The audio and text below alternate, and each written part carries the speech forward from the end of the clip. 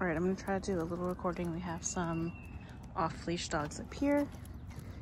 She's seen them once already, but what I do is as soon as she kind of perks forward and stares at them a little bit, I just give her a little, nope, a little correction like that. Good girl, sorry.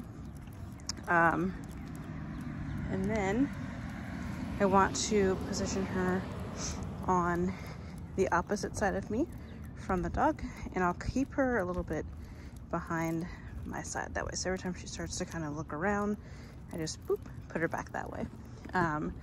When we get up to actually passing these two dogs, I'm just going to kind of give her a little bit of motivation to want to stay engaged with me. So I usually just kind of do like a little like, come on, let's go, good girl. A little bit of a prance.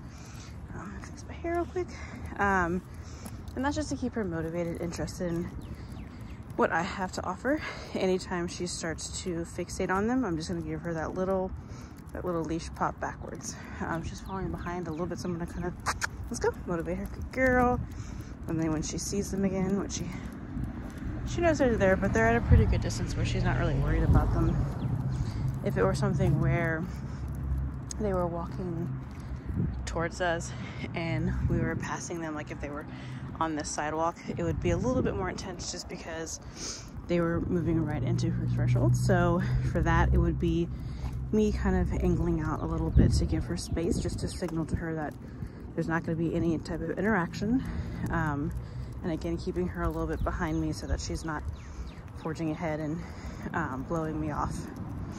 Good girl. Anytime she would start to fixate, that little bit of a correction at the very, very first sign of it helps interrupt that arousal. So if I can keep her out of that headspace, then that's seems to be something that really, really helps her. I've only seen her really show mild interest. Like she'll kind of like perk up and move towards them, but I haven't had her really be necessarily reactive with being vocal or rude or anything. So I'm thinking that maybe, or I'm hoping that all of this has helped to communicate to her that she's not allowed to do that. So I just haven't really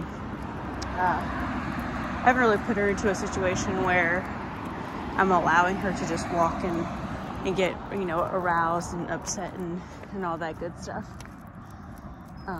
It's a nice day, so I was hoping to encounter more dogs so that I could demonstrate, but I don't know if I'm just a little bit late in the day that we haven't really seen. We've only seen a couple of dogs and, hold on, there's lots of cars.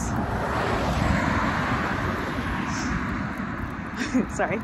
We've only seen a couple, sorry, nope, good. So she just noticed them, they're running around that way. Good girl. And immediately I just gave her, nope. You can kind of see her settle right after that. So she started to get fixated again. Nope. Good girl, yeah, let's go, good job. Help her out a little bit, let's go. To remind her the command, and then she's back to her relaxed state. And those dogs are still right there. Their owner's playing fetch with them. But yeah, so I'm just hoping that I haven't really allowed her to get into that state, so it's kept her from being too saucy in my presence. Good girl, hey, sit. Very good. Okay.